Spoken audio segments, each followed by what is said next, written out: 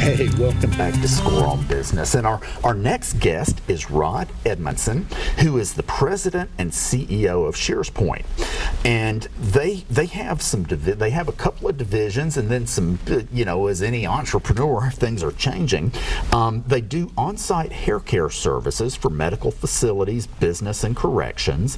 Then they also provide business services as well as coaching to assist hair care professionals with building best practices into their business. And Rod, thanks for being here. And can you expand on the changes as well as tell us about some of your consulting clients and how you've helped them? Well, ShearsPoint at our core, what we do is we're a salon management company. So we assist in the management of personal salons with individual careers, as well as those individuals or companies that have patients or medical necessities as far as hair care. So what we've been doing lately is we've been really focusing our attention on building those relationships with corporations throughout the community and using those relationships to help people build their businesses and their careers. So that's between the state of Tennessee, and we have some private companies we're working with as well. And it's a really nice opportunity for individuals. Yeah.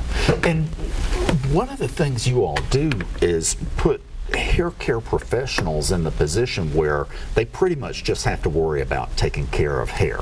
Absolutely. And you've got software they can use, you've got arrangements made with credit card processors and all that. Exactly. What happens is in some industries like the hair care industry, there's a lot of emphasis that's put on the technique and the talent of standing behind the chair, but very little education or anything is put forth as far as how to run the business.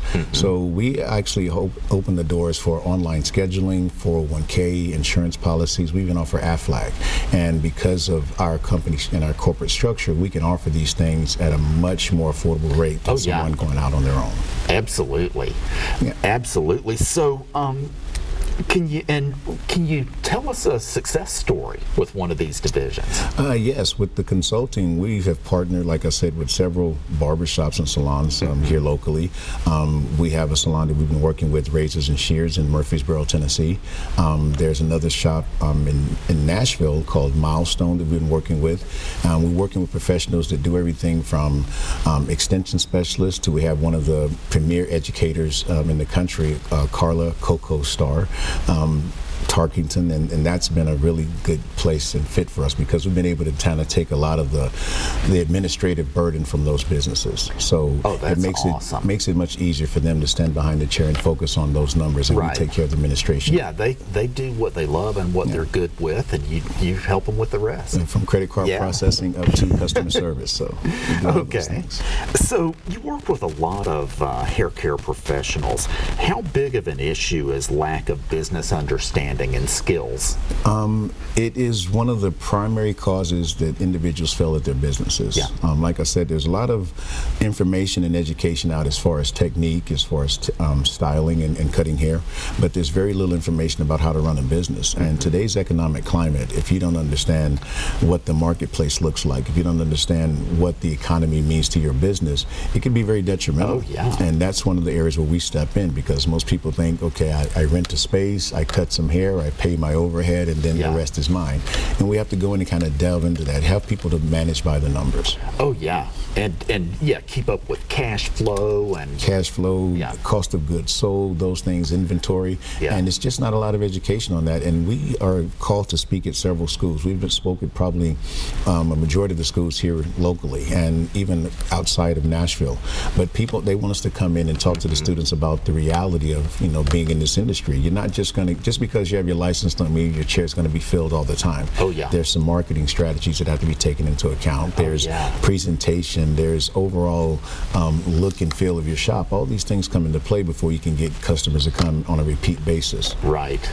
Right, that makes a lot of sense. That's pretty common. There are many industries or professions where people, whether it's a family practice doctor or any other kind of professional, where they're really good at what they do, but the business doesn't make it because they don't about the business side. Exactly. I refer a lot of people to a book that I've read several times called The E-Myth Revisited, Michael Gerber. And in that book, he kind of breaks down the difference between there's an administrator, there's a technician. Right. And those things, people fall into the technical side of their businesses. Right. And it's more than just hair care, like you said. I work with a lot of different businesses. I mean, from people who are baking cakes and people who are starting their own food trucks. And it's just, sometimes it's just the little things you come across that really help make the difference. Oh, yeah. Yes. So what resources are available to help these folks learn the needed business skills? One great one is the SBA. I put a lot of stock into the SBA.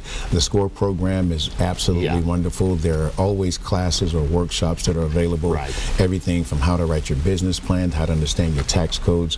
Those kind of things really come in handy. Oh, yeah. And I think, unfortunately, a lot of people think that they're out of reach. They hear about something that's actually advantageous and they think, oh, I can't afford it. But a lot of these programs are little to no cost.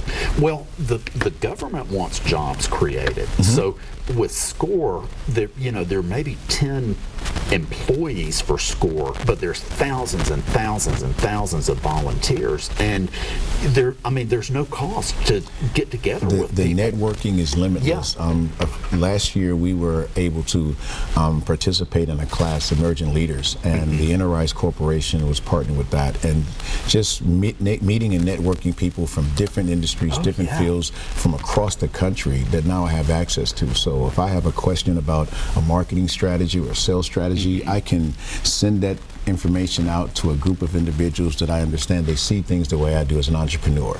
So I get pretty positive feedback of it. Thumbs up, that's a good idea, or sometimes they send me back to the drawing board. But it's good to have people that are honest and truthful with that. Yeah. Any of the government programs are going to be helpful. So there's the SBA, there's SCORE, there's another one, I can't remember what they're called, but it would be on the SBA website. Yes, and even here locally, there are a lot of programs that are available through Tennessee State University. There are things going through, but I would encourage anyone to, contact your local SBA. If you're considering going into business for yourself, or if you're already in business for yourself, there are a lot of networking and processes that they can help you out with. And of course, if someone's going into the hair care business, part of your offering is education, and you're a for-profit business. You got to pay your bills, but you will help them. Absolutely. Yeah. One thing I love about you and your company is that people matter. Sure, you have to pay your bills, but people matter first. It's kind of retro thinking, but I think today everybody's looking for convenience. And the one thing you hear people complain about is customer service. So we focus our attention on serving our end users, serving our customers. So we try to make things as convenient as possible, but good old-fashioned smile and a firm handshake, those things go a lot longer. They really do. They make the difference. They do. I've been to several restaurants that the food was okay, but the service was phenomenal, and I'm there on a regular basis. It just makes the difference. Yes. So one challenge facing high school graduates is what to do next. And four-year degrees have become very expensive. There's a good path for folks to enter hair care and grow that into a business. And what would you say to folks that are thinking about it and also some people leave high school, they go to the military, and they get out, and kind of include them as well in this? Well, what I would say is you're about to, if I could have a conversation with me coming out of high school, I would say take your time, be realistic. Figure out what it is you want to do, and then come up with a strategic plan to get there. Going to the hair care business or going into the military, and that's exactly what I did. I went into the military after high school.